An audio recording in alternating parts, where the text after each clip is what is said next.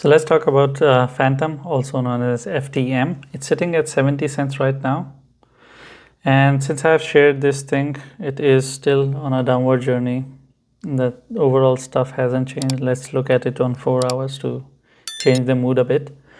This was the rising channel, and right now it is breaking down on that as well. But I've already communicated that generally rising channel, they break down 70% of the time, 30% of the times they go up.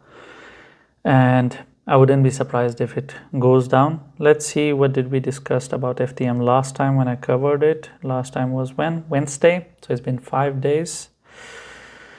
It lost the support of 75 cents, which was the neckline, dropped towards 66. Okay. So this was the overall situation we had with FTM, for the love of God. Okay. This was the double top, 75 cents. You have to believe when I tell you. And it did drop and delivered on it. Now, let's talk about what to expect. What to expect and where to go from here. Sorry, it did drop towards 61.7 cents, not 66. The drop was way heavy. The obvious one is that it needs to go above 75 cents. Only after that we can assume that the upward journey has started with Fantom. It has some serious issues with 75 cents, and I'll show it to you now, just a second. Why 75 cents matter? So you can see this is 75 cents. This went up and it created a big ass wick. It dropped dramatically and it is still staying under it. Until and unless FTM doesn't break above 75 cents, we cannot assume that the upward journey has started in any form. It is acting as a resistance, and now we have to respect it. When it breaks above 75 cents, we can start talking about $1. I have no problem whatsoever with it, but it needs to happen. Now, when we talk about support, from here, it's sitting at 70 cents. I can only use the support of 60 cents because this is the only sensible support that I see in this range. Just a second.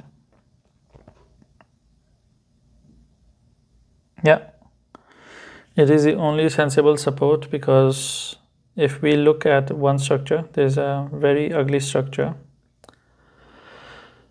And some people can argue against it as well, and I would take the argument. But there is one small shoulder, and there is another small shoulder, and this is one big head. I've never seen a head and shoulder like this, so you can argue against it that this is not valid. Then I'll argue over the double top structure or the inverted cup and handle, because this can work as a handle and this can work as a cup perfectly. In any case, this is a bearish structure. The support line is at 66 cents. If it loses 66 cents, of course this is on a daily, so if it loses 66 cents for more than 2 days, you have to assume that the downward journey has started. And now FTM is going to go down towards 30 cents or whatever lower targets you have in your mind.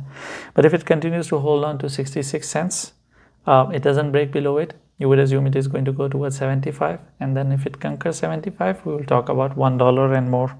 And that's pretty much with FTM. I'm not seeing any bullish structure. I'm just sharing support and resistance because the structure is missing that I would look at, and I would say, oh, look at double bottom or cup and handle, something has found, and I will tell you that on the basis of this it can go up. All that stuff is missing. The only thing I'm seeing is bearish structures and giving you the support and resistance area so you could understand the direction, and that's FTM for you. Thank you for watching the video. If you have any questions or I have touched on a topic and you expect me to explain a bit more, I'll try my best to explain that to you in the comments. Leave a comment.